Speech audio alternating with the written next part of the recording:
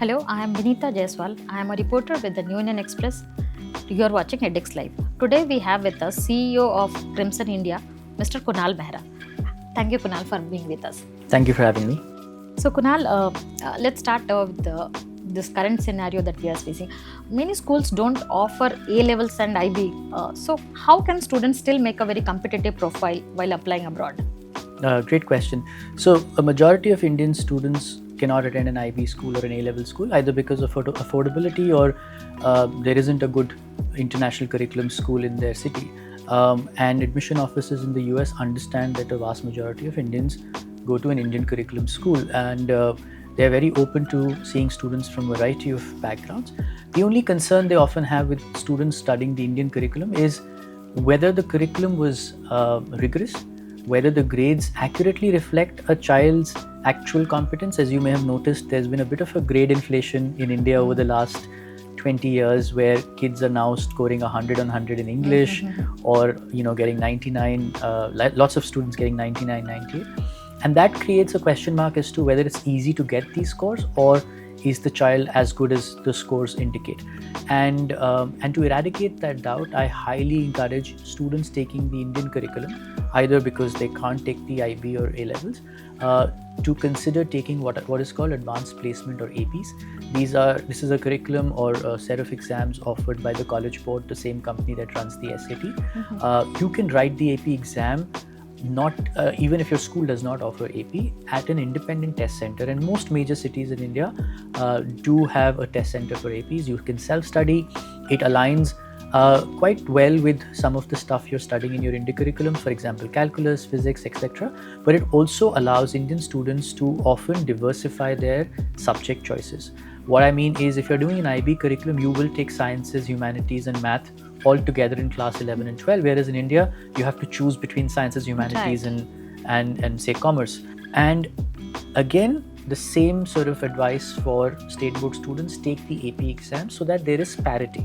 They will look at how you fared in your state board exams, right? But it also allows them to compare you to a international standard, which is something like AP, which they're very familiar with because most American schools offer APs, and these are rigorous courses. So the burden is a little bit on the child to be able to demonstrate that they are top of the class, that they are excelling academically. Right.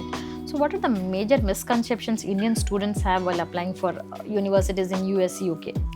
I think the big misconception Indian students have is that it's just about checking the boxes of what colleges are looking for and doing certain things so that they can impress an admission officer, right? People form clubs even when they're not interested. Similarly, people are doing volunteering work and working with NGOs even though when they're not interested, or they're too caught up showing very large impact through that project. Thousands of people touched by it, apps been downloaded by 50,000 people. Most admission officers are not really looking at they're looking at impact, but they're not looking at impact from an adult's lens. Most importantly, they're actually looking at what did you learn from that experience. Often Indian students get caught up in trying to show exaggerated results and outcomes, but forget that actually what is more interesting for an admission officer is the story and the learning that you derived out of that experience. And the other big misconception is that there are certain activities which are preferred by admission officers, or you need to be well-rounded. You need to play a little bit of music, you need to be a little, play sport, you need to do some volunteering work, you need to have art on your portfolio. It seems like, they're looking for a child who can do a lot of different things and is well-rounded. Right. We believe admission officers actually don't like well-rounded students. They like students who are well lopsided.